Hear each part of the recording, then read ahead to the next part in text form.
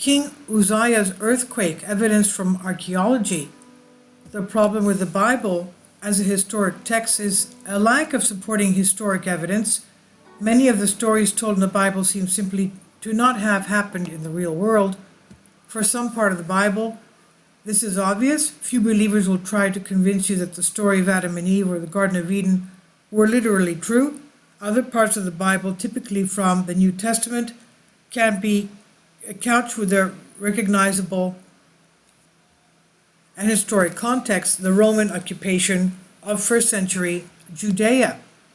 However, between the two lines, a massive gray area, and it's not clear where legend gives way to fact. Pinning down the historicity of this part of the Bible with David and Solomon and the Hebrew temple was proven extremely tricky. Any clues which prove the historicity of these middle books of the Bible are therefore very valuable. Usually these take the form of testimony from competing and concurrent civilizations such as Egypt or Assyria. Rarely does such evidence come from Judea or Israel itself. Jericho, for example, does not appear to have had its walls destroyed as depicted in the Bible, at least not in the right time period. However, recently, evidence of one such biblical event may have been found in archaeology. The new research in Jerusalem suggests that the biblical story of King Uzziah and the earthquake may indeed have been true. The story of King Uzziah's earthquake reflects on the consequences of undermining the divine presence of God. Earthquakes are relatively common in the Middle East. However, the story of King Uzziah is depicted as an exception, where divine intervention led to an earthquake. In the book of Amos, the titular prophet refers to a huge earthquake which struck Jerusalem. He notes that his first prophecy occurred 2 years before the earthquake, and the implication is that this is a familiar event and a useful reference marker for his audience. Now, archaeologists have discovered evidence of a massive earthquake in Jerusalem almost 2,800 years ago. It would seem that the earthquake Amos referred to was a real event. King Uzziah was one of the more famous kings in the ancient kingdom of Judah. He ascended the throne of Judah at the age of 16, and he ruled for 52 years. In the first 24 years of his reign, he was the co-regent to his father and reigned as the sole ruler of Judah following his father's death. The story of King Uzziah's earthquake has always been a historically ambiguous part of the biblical narrative. On top of it, verifying the truth of historical accounts written millennia ago is a challenging task. For example, it's difficult to point out the precise cause or destruction of ancient kingdoms and significant sites. The story of the earthquake and King Uzziah is in fact referred to in books of Amos, Ezekiel, and Zechariah, all of which give evidence of an earthquake in the 8th century BC. This earthquake was included in the biblical narrative because it was considered to have been sent from God. King Uzziah was a successful ruler, and his capabilities ignited feelings of ultimate supremacy over his subjects and the world. Uzziah had conquered the Arabians and Philistines, in addition to fortifying his city with an organized and well-equipped army. Drunk in the ecstasy of power and pride, King Uzziah entered Solomon's temple to burn incense at the altar of God himself. As blasphemy goes, this was a biggie. In his bid to offer obeisance of God himself, King Uzziah attempted to deny the divinely ordained rule of the priests offering incense at the altar. Defying the appeals of the priests against his action, King Uzziah threatened to kill the priests. Suddenly, a massive earthquake created tremors in the ground, and bright rays of the sun pierced through a crack that appeared in the roof of the temple.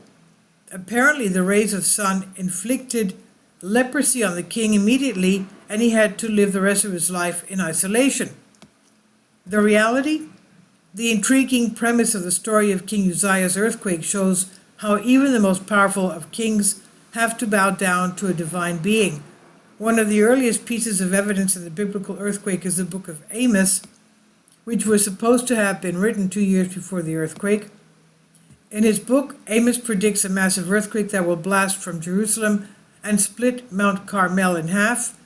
Other biblical accounts of the earthquake exist, including the book of Zechariah, which predicts another massive earthquake on a similar scale in the future. Archaeological evidence of the earthquake has been discovered across different sites across the region, such as Tel Agol, Hazor, Tel Es-Safi, and Gezer. The recent discovery of evidence of the King Uzziah earthquake in Jerusalem proves that the earthquake may have had a massive impact on the Judean capital itself. Archaeologists have uncovered evidence that the 8th century earthquake, 8th century BC, inflicted serious damage in Jerusalem.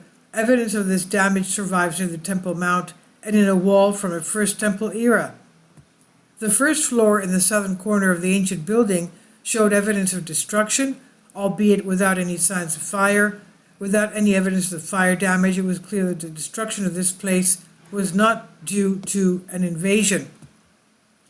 The stones in the upper part of the northern wall had collapsed and shattered a row of vessels underneath. Whatever had done this clearly had the power to move mountains. According to the excavation directors of the Israel Antiquities Authority, the layer of destruction dates back to 8th century BC in Jerusalem. The similarities in the time of the earthquake determined through archaeological evidence and biblical accounts helped in verifying that the earthquake had occurred during the reign of King Uzziah. Great, but so what? The recently discovered evidence of King Uzziah's earthquake in Jerusalem draws attention to possible credibility of biblical events. Could we relate such findings with other biblical events? Archaeological discoveries can help pinpoint actual causes and timelines of biblical events. Imagine discovering that the prophecies by a shepherd turn out to be true thousands of years later. As new archaeological evidence about biblical evidence comes to the front, researchers can establish credibility of claims made in the Bible. For example, researchers have investigated the ancient city of Megiddo, situated about 80 miles to the north of Jerusalem. The research also reveals evidence of the same earthquake during the period of King Uzziah.